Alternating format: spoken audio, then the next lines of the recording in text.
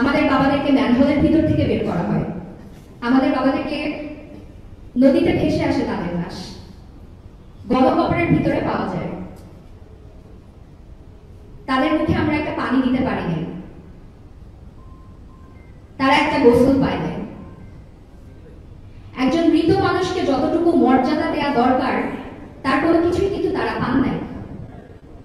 তারপরে রাষ্ট্রের পক্ষ থেকে তাদেরকে সম্মান দেওয়া হয়, তাদেরকে দাফন করা হয়, কিন্তু তাদের মৃত্যুর পরেও কিন্তু তাদের শরীরের উপরে এতটুকু করুণা হয় নাই যারা খুনি ছিলেন সেখানে।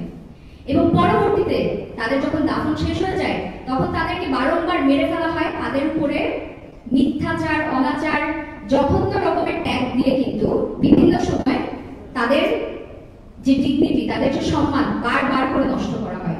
এবং আমরা যারা বেঁচেছিলাম, আমরা যে কতখানি ক্ষত নিয়ে বেঁচেছিলাম, আমাদের এই গল্পগুলো হয়তো আসলে প্রেস কনফারেন্সে বলার জায়গা না, কিন্তু তারপর আমার মনে হয় যে এই জিনিসটা এখন রেলেভেন্ট হয়ে উঠেছে।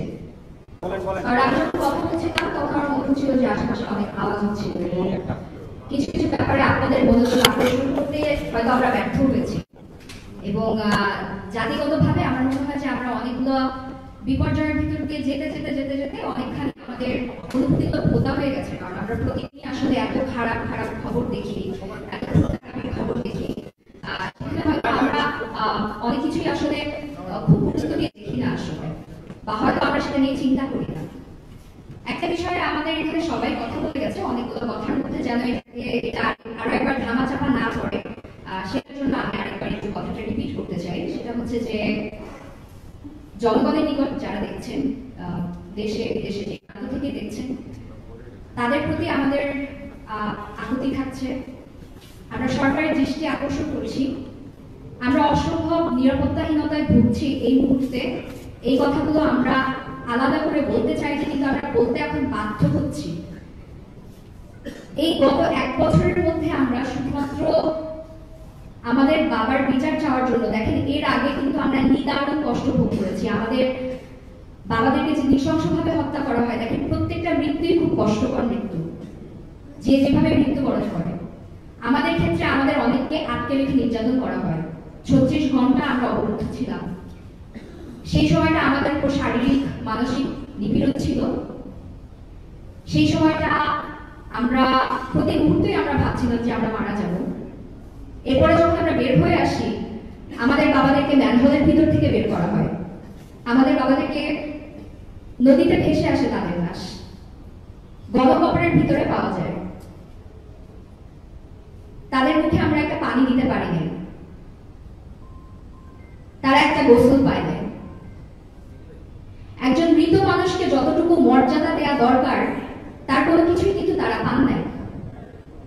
তারপরে রাষ্ট্রের পক্ষ থেকে তাদেরকে সম্মান দেওয়া হয়, তাদেরকে দাফন করা হয়, কিন্তু তাদের মৃত্যুর পরেও কিন্তু তাদের শরীরের উপরে এতটুকু করুণা হয় নাই যারা খুনি ছিলেন সেখানে। এবং পরবর্তীতে তাদের যখন দাফন শেষ হয়ে যায় তখন তাদেরকে বারংবার মেরে ফেলা হয়, তাদের উপরে মিথ্যাচার, অনাচার, জঘন্য রকমের ট্যাগ দিয়ে কিন্তু বিভিন্ন সময় তাদের যে ডিগনিটি, তাদের যে সম্মান বারবার করে নষ্ট করা হয়। এবং আমরা যারা বেঁচেছিলাম, আমরা যে কতখানি ক্ষত নিয়ে বেঁচেছিলাম, আমাদের এই গল্পগুলো হয়তো আসলে প্রেস কনফারেন্সে বলার জায়গা না, কিন্তু তারপর আমার মনে হয় যে এই জিনিসটা এখন রেলেভেন্ট হয়ে উঠেছে। আজকে 16 বছর পর যখন একটা ফ্যাসিস্ট সরকার পতনের পর আমাদের মনে হলো যে আমরা আমাদের ন্যায্য বিচারটা চাইতে যাব, এবং আমাদের এখন কোনো ভয় নাই, কথা বলতে আমাদের কোনো ভয় নাই, তখন আমরা এমন ধরনের জঘন্য মিথ্যাচার, এমন কুরুচিপূর্ণ আজে বাজে নোংরা ভাষায় আমাদেরকে বুলিং করা হয়। আমাদের মেসেঞ্জারের, আমাদের ফেসবুক মেসেঞ্জার, আমাদের মেসেজে হত্যার হুমকি পর্যন্ত দেওয়া হয়, আমাদের স্ক্রিনশট, আমাদের কমেন্ট সেকশনে জঘন্য কথাবার্তা বলা হয়।